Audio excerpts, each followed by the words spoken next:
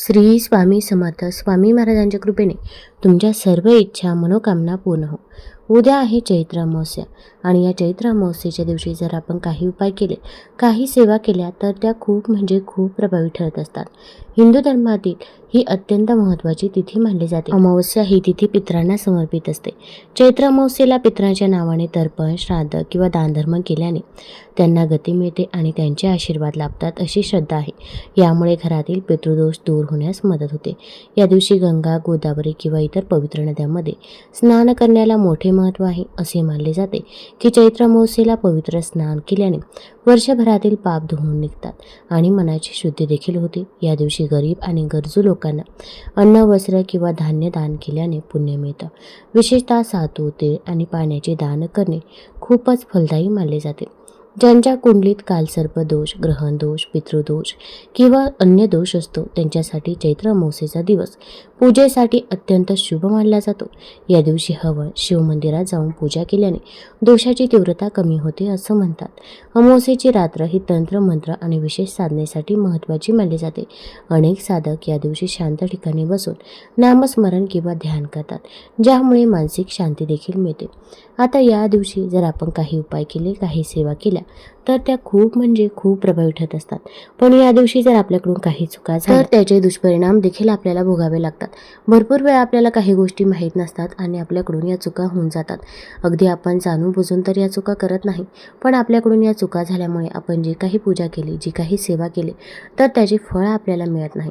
या चैत्र अमावस्येच्या दिवशी अशा काही वस्तू आहे की ज्या एखाद्या व्यक्तीने आपल्याला दिल्या तर त्या आपण चुकूनही घ्यायच्या नाही किंवा त्या ग्रहण देखील करायच्या नाही. आपण जर ते पदार्थ खाल्ले तर आपल्याला अनेक संकटांचा सामना करावा लागतो. त्याचसोबत या दिवशी अशा काही भाज्या आहेत की ज्या चुकूनही घरामध्ये बनवू नये आणि अशा काही वस्तू आहे की ज्या चुकूनही घरामध्ये आणायचे नाही. मग या दिवशी काय करावे, काय करू नये याचबद्दलची माहिती मी आज तुम्हाला या व्हिडिओमधून देणार आहे. तत्पूर्वी तुम्ही ऑलराऊंडर या मराठी यूट्यूब चॅनलवरती नवीन असाल तर चॅनल लाईक करा आणि सबस्क्राईब देखील करा.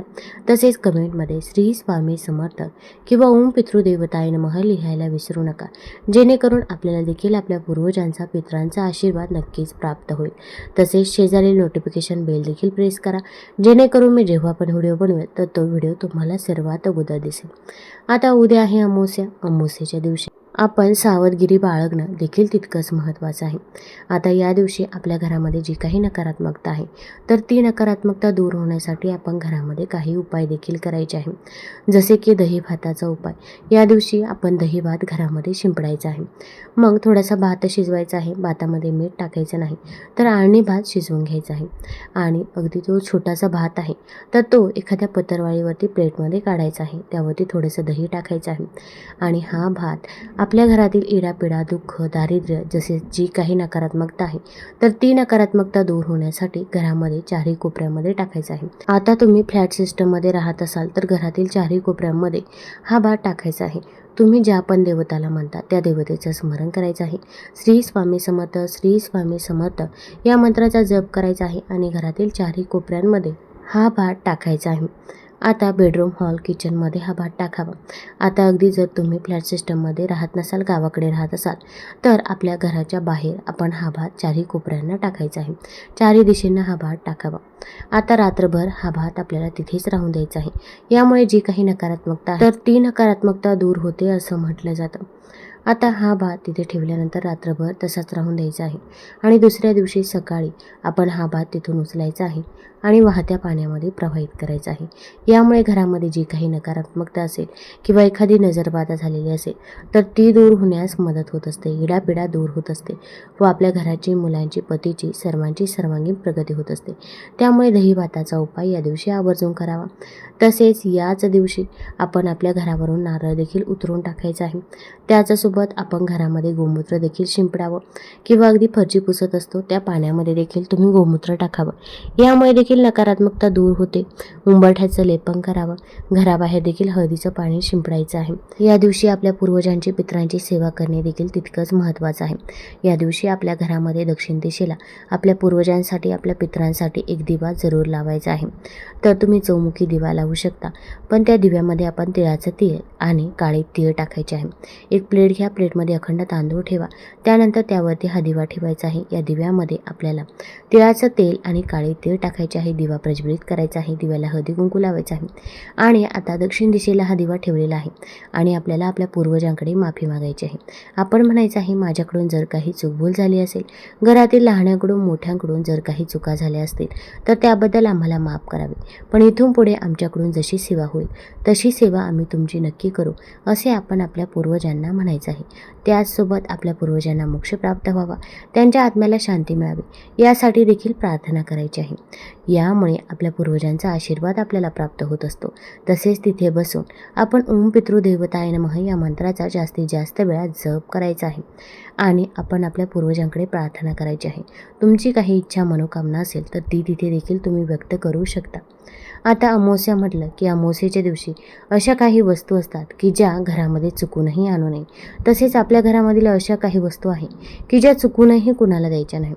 तर घराची स्वच्छता करण्यासाठी झाडू वा केरसुणी सर्रास वापरली जाते. समुद्र मंथनातून जी रत्ने बाहेर पडली त्यासोबत अलक्ष्मी आली. केरसुणी आणि कावळा ही तिची चिन्हे आहे. गाढव हे तिचे वाहन असते. लक्ष्मी पूजनाच्या दिवशी अलक्ष्मी निस्सारण केले जाते. अलक्ष्मी ही अशुभाची, दुर्भाग्याची, अपयशाची देवता मानतात. अलक्ष्मी घरात येऊ नये म्हणून लक्ष्मी पूजनाच्या दिवशी झाडूची पूजा करण्याची प्रथा पडली आहे. मात्र दक्षिण भारतात अलक्ष्मीचे प्रस्थ मोठे आहे. अमावस्येला लक्ष्मी देवीचे पूजन केले जात असल्यामुळे या दिवशी घरात नवीन झाडू वा केरसुणी आणू नये असं सांगितलं जातं. या दिवशी नवीन केरसुणी विकत घरी आणल्यास लक्ष्मी देवी नाराज होते, तिचा नकारात्मक परिणाम होतो अशी लोकमान्यता असल्याचं सांगितलं जातं. अगदी तुम्ही अक्षय तृतीयेच्या दिवशी खरेदी करू शकता, पण आपल्याला चुकूनही या दिवशी केरसुणी ही खरेदी करायची नाही. तसेच अमावस्येचा संबंध पितरांशी जोडल्याच्या अनेक कथा आपल्याला आढळतात. त्यामुळे या दिवशी शुभ कार्यासाठी लागणारं साहित्य किंवा पूजन घरात आणू नये असं सांगितलं जातं. असं केल्यास नकारात्मकता येते, शुभ कार्यात विघ्न येऊ शकतात. पूजा साहित्य हे शुभ कार्यासाठी वापरलं जातं.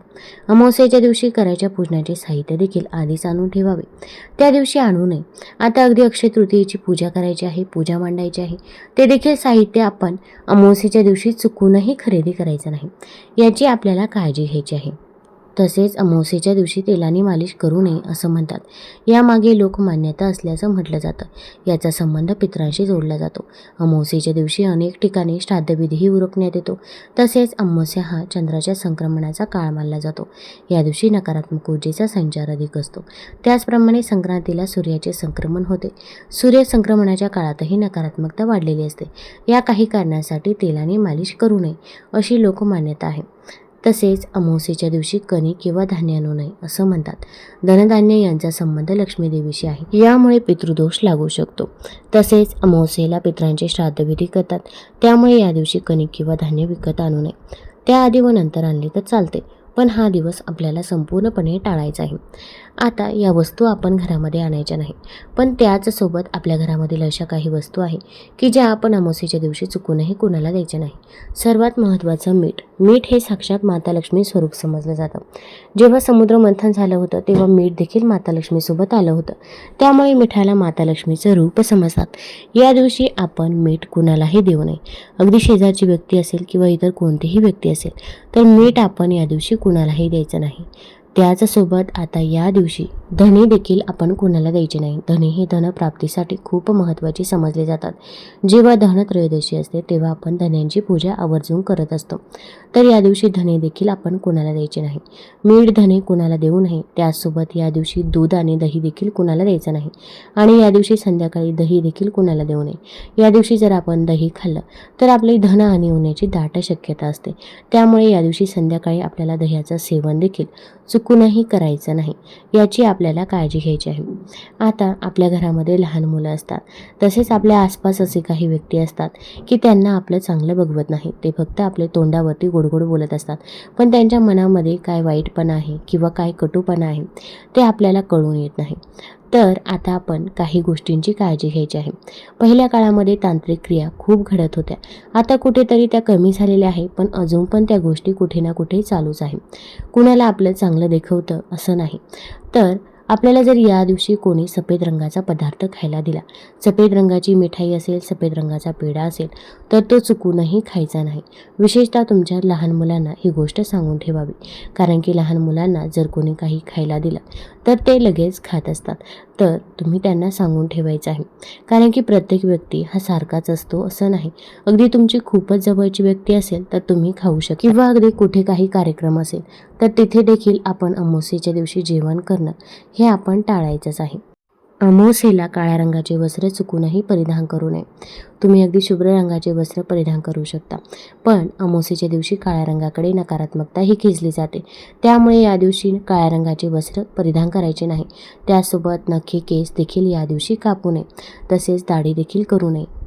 आता या अमावास्येला कुठे काही कार्यक्रम असला, वाढदिवस असेल किंवा इतर कोणताही कार्यक्रम असला, तर अशा ठिकाणी ज्या काही माता लक्ष्मी स्वरूप वस्तू आहे तर त्या चुकूनही न्यायच्या नाही. तुम्ही अगदी कपडे नेऊ शकता किंवा इतर काही भेटवस्तू नेल्या तरी पण चालेल, पण माता लक्ष्मीचा फोटो असेल, माता लक्ष्मीची मूर्ती असेल तर ती देखील चुकूनही न्यायची नाही. आता या अमावास्येच्या दिवशी घरामध्ये काही भाज्या बनवायच्या नाही. सर्वात महत्त्वाचं म्हणजे मांसाहार पूर्णपणे या दिवशी वर्ज्य करावं. अगदी गुरुवारचा जो दिवस आहे त्या दिवशी आणि शुक्रवारी देखील आपण मांसाहार चुकूनही करायचा नाही. सकाळी आणि संध्याकाळी देखील मांसाहार करू नये. कांदा लसूण देखील खायचा नाही, कारण की कांदा लसूण हा देखील तामसिक आहारामध्ये मोडला जातो. आता अमावास्येच्या दिवशी मुळ्याची भाजी असेल, त्याच्यासोबत भोपळ्याची भाजी असेल, तर वांग्याची भाजी असेल, तर या 3 भाज्या आपण या दिवशी चुकूनही खायच्या नाही. तुम्ही इतर दिवशी खाऊ शकता, पण हा दिवस संपूर्णपणे टाळायचा आहे. तुम्हाला जर हा व्हिडिओ आवडला असेल तर चॅनल लाईक करा, सबस्क्राईब करा आणि आपल्या मित्रपरिवारासोबत जरूर शेअर करा. धन्यवाद.